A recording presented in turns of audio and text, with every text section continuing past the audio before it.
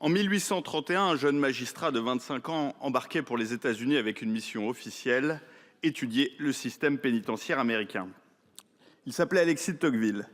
Il n'en reviendrait pas seulement avec un rapport sur les prisons, il rapporterait de la démocratie en Amérique. Le droit de visite, à ses origines intellectuelles, c'est cela. Un parlementaire qui se déplace, qui observe, qui médite et qui restitue à la nation un savoir patiemment construit sur ce que la République fait à ceux qu'elle prive de liberté. Voilà la noblesse de ce droit, voilà sa raison d'être, et c'est précisément à cette hauteur que nous devons nous tenir lorsque nous légiférons sur lui. Lors de la discussion générale, j'avais exprimé au nom du groupe UDR notre attachement à la version initiale du Sénat. Nous avions identifié dans la rédaction issue de la commission des lois plusieurs dérives qui nous semblaient incompatibles avec l'esprit même du contrôle parlementaire.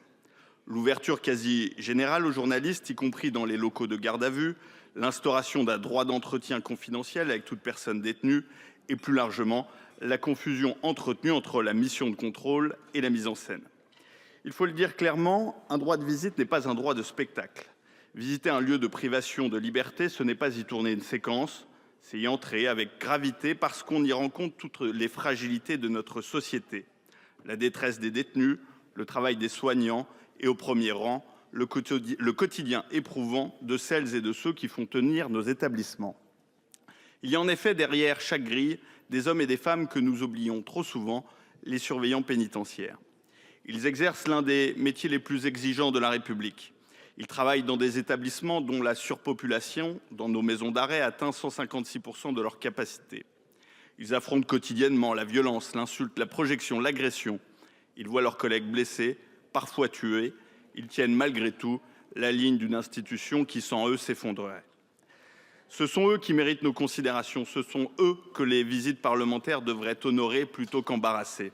Ce sont leurs conditions de travail qui devraient être au cœur de nos rapports. Le groupe UDR le redit ici avec force. Nous défendons ardemment le personnel pénitentiaire.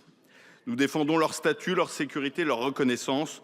Nous refusons que leur métier soit transformé à la faveur d'une visite mal pensée, en arrière-plan d'une polémique politique.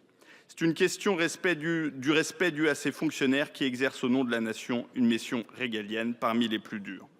C'est dans cet esprit que nous abordions le texte.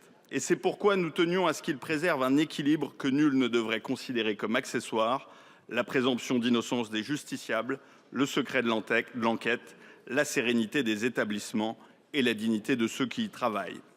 Le compromis trouvé en commission mixte paritaire le 14 avril dernier répond à ces exigences.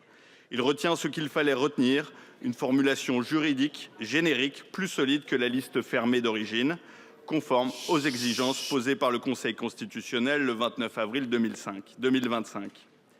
Et durable, c'est-à-dire prémuni contre toute nouvelle censure. Il écarte ce qu'il fallait écarter, l'accès des journalistes aux lieux les plus sensibles et le droit d'entretien confidentiel qui aurait empiété sur la mission de l'avocat et fragilisé le secret de l'instruction.